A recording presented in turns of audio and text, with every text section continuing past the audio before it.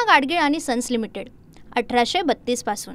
नमस्कार, मी Rushali Yadav Sarang. 8 PM special रिपोर्टमध्ये आपल्या सर्वांचं स्वागत। जैन बोर्डिंग जमीन व्यवहारावरून पुण्यामध्ये भाजप आणि शिंदेच्या शिवसेनेमध्ये जुंपली आहे आणि या प्रकरणामध्ये मुरलीधर मोहोळांवर आरोप करणाऱ्या धंगेकरांना आवरा अशी मागणी भाजपने केली आहे आणि त्यावर शिंदेच्या शिवसेनेनं गणेश नाईकांचा मुद्दा उकरून काढलाय। पाहूया ते किती। पुण्यातल्या जैन बोर्डिंग जमीन व्यवहार प्रकरणावरून केंद्रीय मंत्री मुरलीधर मोहोळ आणि रवींद्र धंगेकरांमध्ये चांगलीच जुंपली आहे। धंगेकरांनी या प्रकरणात आता आर या पारची भाषा केली आहे। किती राजकीय किंमत मोजावी लागली तरी लढणार असा पवित्रा धंगेकरांनी घेतलाय। धंगेकरांनी आपल्या एक्स प्रोफाईलवरून शिवसेनेचा लोगोही हटवलाय। गुन्हे दाखल झाले पण शांत काय तुम्ही चोरी केली, मग चोरी केलं तुम्ही पण माल सामान घ्या आता मला वाच, असं नाही। तुम्ही चोरी केली, गुन्हे दाखल होत नाही तोपर्यंत तुम्ही शांत बसणार? लढणार। राजकीय किंमत किती मोजावी लागली तरी रवी धंगेकर आज सांगतो लढणार म्हणजे लढणार, काही झालं तरी लढणार। ज्यांनी चोरी केली, ज्यांनी चुकीची कामकाज केले त्याच्यावर बोलत राहणार। ह्याची किंमत किती मोजावी लागली तरी हा कार्यकर्ता म्हणून, एक पुणेकर म्हणून मला जे शासन होईल त्याची मला माहिती आहे याच्यात मला पुढे काय होणार आहे त्याची पूर्णपणे तयारी केली। जैन बोर्डिंग जमीन व्यवहार प्रकरणात मोहोळांवर आरोप करणाऱ्या धंगेकरांची पुणे भाजपनं मुख्यमंत्री फडणवीसांकडे तक्रार केली आहे। धंगेकर हे भाजप नेत्यांवर आरोप करून महायुतीमध्ये मिठाचा खडा टाकत असल्याचं पुणे भाजपचं म्हणणं आहे। तर धंगेकरांवर कारवाई करायची म्हटलं तर मग शिंदेंवर टीका करणाऱ्या गणेश नाईकांचं काय करायचं असा खोचक सवाल उदय सामंतांनी विचारलाय। मला देवेंद्र फडणवीस साहेबांनी बोललं तर मी त्यांच्यावर जाईल ना, मला बोलत जाईन, मी माझी बाजू मांडेन आणि मला नाही वाटत त्यांना खरं खोटं चांगलं कळतं आणि त्यातले ते माहिर आहेत। आणि दुसरी गोष्ट, मला एकनाथ शिंदे साहेबांनी बोललं तर मी माझी बाजू माध्यमांसमोर मांडल। हे सगळं करत असताना एकनाथ शिंदे तुमच्या पाठीशी असं वाटतंय?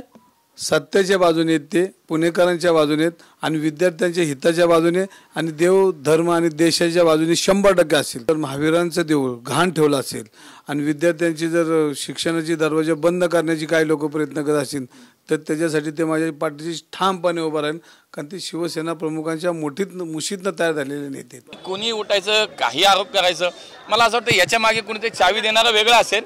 काहीच आधार नसलेला विषय सुरू आहे आणि काहीच त्याला बेस नाही, त्याला नाही पुरावा नाही, त्याला काय आधार नाही, कागद, ते शेवटी त्यांच्या नेतृत्वाला तो विचार करावा लागेल। धनगेकरांनी हे बोलल्यामुळं त्यांना पार्टीतनं काढून टाकावं असं काही लोकांचं भूमिका आहे। मग नवी मुंबईचं काय? इकडं तर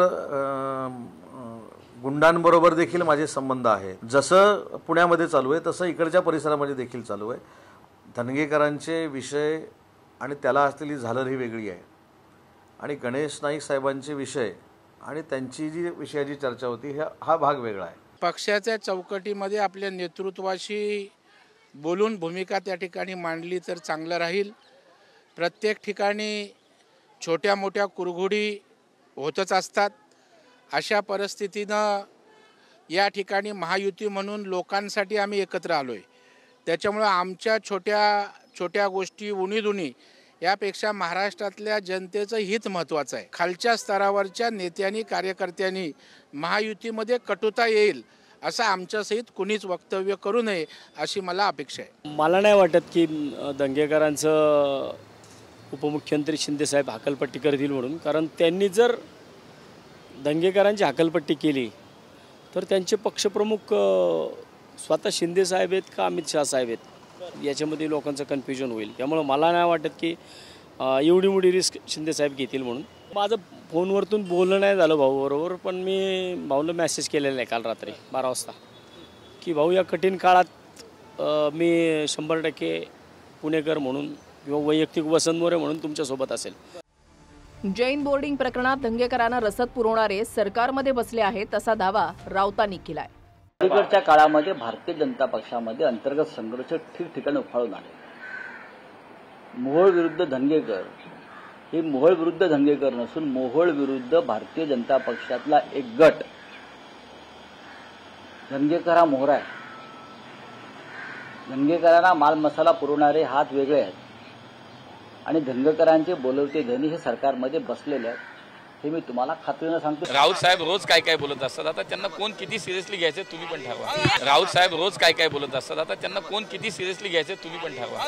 दंगेकरांनी मोहोळ यांच्या विरोधात फडणवीसांना टॅग करत सोशल मीडियात पोस्टही केली आहे.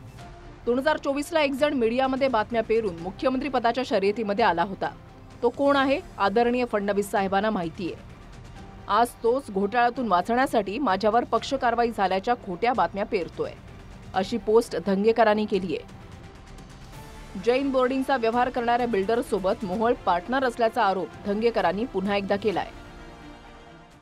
खासदार त्याच्यामध्ये पार्टनर आहेत दोन्ही कंपन्यांमध्ये.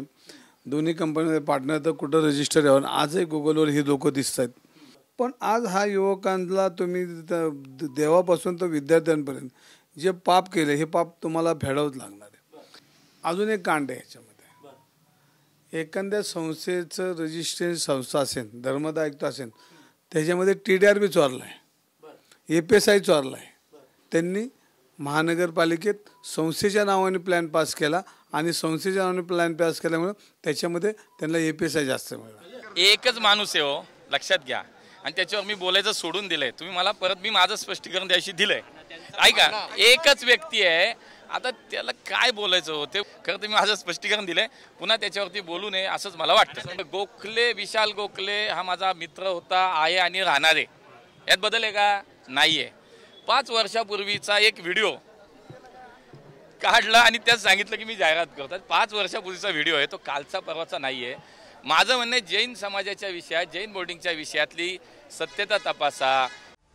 जैन बोर्डिंगवरून दंगेकर आणि मोहोळ यांच्यामध्ये सुरू असलेल्या वादात पुण्यातले बिल्डर निलेश नवलखा यांनीही उडी घेतली आहे. नवलखा यांनी मोहोळांवर गंभीर आरोप केलेत.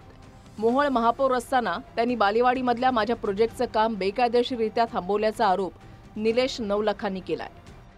2010 ते 2014 साली आम्ही एक बिल्डिंग बांधली, त्याचं कम्प्लिशन घेतलं. ते सगळं झाल्यानंतर दुसरी एक बिल्डिंग होती, ती आम्ही 2020 साली 2018-19 साली काम सुरू केलं.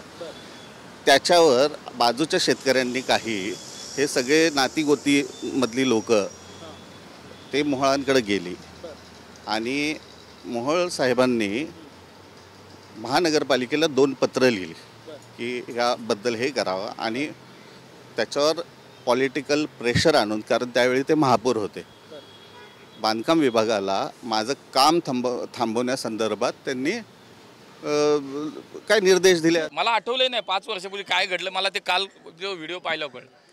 मी त्याची माहिती घेतली आणि बानेर बालेवाडीतले बालवडकर नावाचे काही शेतकरी त्यावेळेला आले आणि त्यांनी सांगितलं की ही खोटी मोजणी करून या बिल्डरनी ही प्लॅन सँक्शन केला आहे आणि त्याच्यामध्ये काहीतरी अनियमितता आहे, त्याच्यामध्ये काहीतरी चुकीचं झालं आहे. मी जेव्हा प्रशासनाकडनं माहिती घेतली तर त्याच्या अगोदरच प्रशासनाने त्याच्यावर स्टे दिलेला होता. जैन बोर्डिंगचा जमीन व्यवहार रद्द झालाच पाहिजे या मागणीसाठी दंगेकर इरेला पेटलेले आहेत. जैन मुनींनीही आमरण उपोषणाचा इशारा दिलाय. त्यामुळे या प्रकरणामध्ये आता पुढे काय होणार हेच पाहावं लागणार आहे. अजिंक्य धायगुडेसह योगेश बोरसे, TV9 मराठी, पुणे. पूना गाडगीळ आणि सन्स लिमिटेड 1832 पासून.